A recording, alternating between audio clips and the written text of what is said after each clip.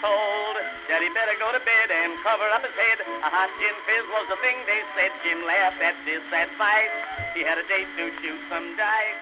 Let's go from day to night in 1925. I think when most of us picture the 1920s, we picture all of the glitz and glam, and that definitely existed, but day dresses also existed, and today I would like to show you both. In 1925, hats were still an expected part of a woman's daytime wardrobe. These are called a cloche hat, the French word for belle. It was pretty typical of dresses in the 1920s to have essentially no seams that do any shaping, so there's no darts and no princess seams. This one is a genuine antique, and it does have a tie at the back to add a little bit of shaping. It was also typical of dresses in the 1920s to not have any kind of closure mechanism. So no buttons or ties or hooks. This layer is called a slip, and it is a holdover from the Edwardian period. It was pretty typical for dresses in the 1920s to be quite transparent, so that is why the slip stuck around for so long. In the 1920s, we do have a pretty major development in the underwear department. Up until the 1910s, corsets were more or less expected to support both the bust and to shape the waist. But by the 1920s, we moved to an underbust corset or corselette or girdle, whatever you want to call it, and a bra.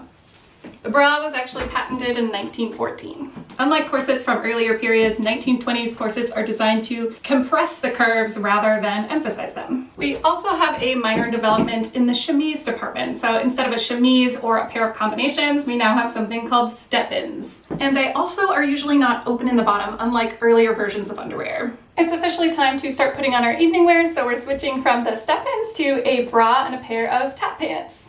Now, it's entirely possible that a flapper might skip this step and go without any other foundation garments, but I am going to put on a girdle.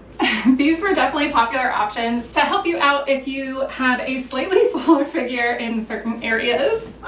I'm also going to switch from my fairly demure white daytime stockings to a sheer pair. These were super popular because it made you look like you weren't actually wearing any stockings while still wearing stockings. And oftentimes the only way that you could tell if a girl was wearing stockings at all was by looking for the seam in the back. I'm going to attach my garters to help my stockings stay up. My evening dress is pretty transparent, so I'm still going to have to do a slip. This one is kind of pulling double duty because some of the design element from the dress is actually on the slip. This evening dress is actually the most time-consuming thing that I've ever personally made. And here is the exciting part, the dress. She is sparkly. It ended up having just under 10,000 beads on it. It is also deceptively heavy. It doesn't look like it would be, but it very much is. And hats were not a typical part of evening wear, so we're gonna do some jewelry instead. And I think these are the shoes that we're gonna do because I don't have a more authentic pair of 1920s evening shoes, unfortunately. And here's the completed dress. Definitely things that I would do differently next time, but overall I'm really proud of it. So here you go, a 1925 flapper evening dress.